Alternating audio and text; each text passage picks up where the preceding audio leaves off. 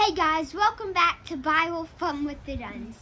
Today we're studying Genesis chapter 16 and 17. But before we get started, as you can see, it is very, very cold.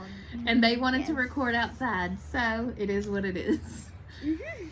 So let's get started. Okay, so we left off yesterday with God making a covenant or a promise to Abraham. So Abram and Sarai are waiting on God to fulfill his promise.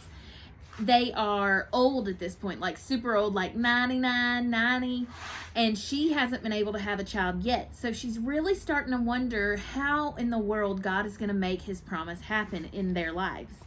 So Sarai tells Abram that he should have a kid with her maidservant Hagar. So he does, which only leads to more problems and jealousy, and Sarai starts mistreating Hagar, and Hagar decides to run away. And Hagar's super sad, and she didn't do anything to be in this situation. And all of this has been decided on by Abram and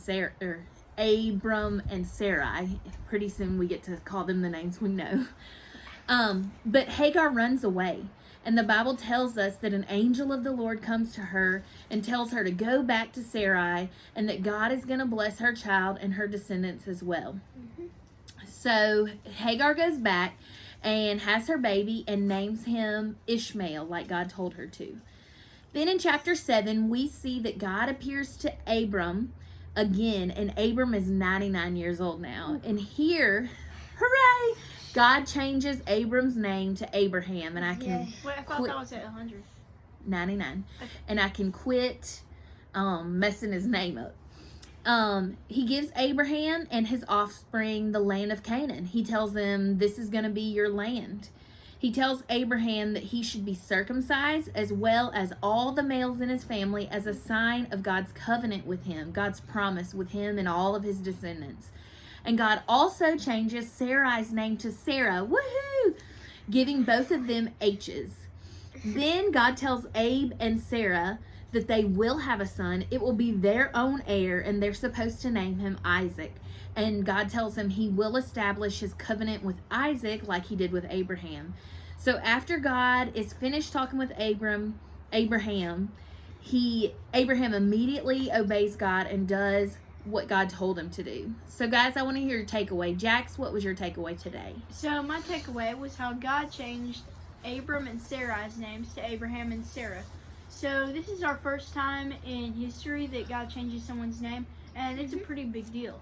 So when God changes someone's names, it usually symbolizes something, like a new beginning or salvation.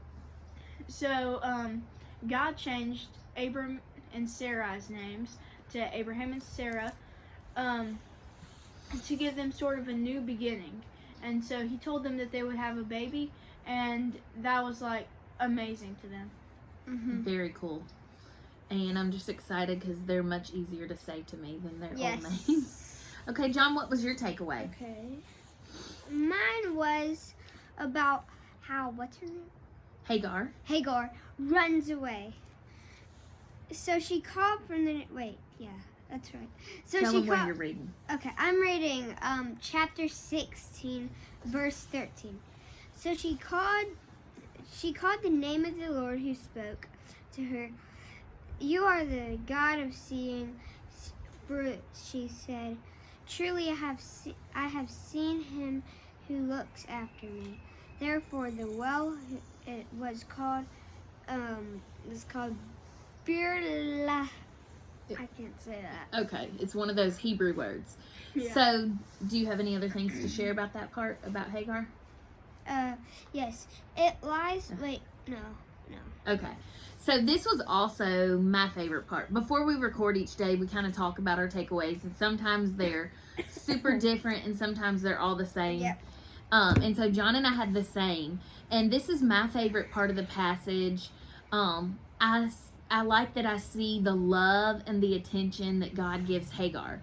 She can kind of be a background character in the story of Sarah and Abraham, but she was not a background person to God. Hagar was put in a super tough situation that she did not even choose for herself. And I cannot imagine how scared she was or sad or lonely that she felt during that time. So I absolutely love the end of chapter 16 when God seeks her out and speaks to her.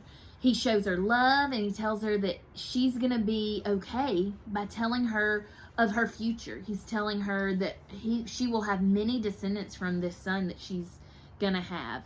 But the best thing of all is that Hagar realizes through this time that God sees her. She felt scared, she felt all alone, but in this moment, God showed her that she is not alone at all and that God is with her and he sees all that she's going through. In verse 13 that John just read, she calls him El Roy, which means the God who sees.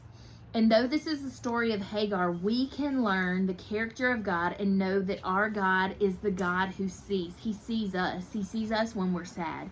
He sees us when we're lonely. He sees us when we're scared, we're happy, or excited, or nervous. He sees all of our lives and he cares about all of us.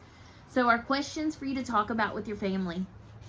How does it make you feel to know that God sees you? Let's remember the story of Hagar for the next time in our own lives when you may have loneliness or any of these feelings. Our God cares about us and he sees us.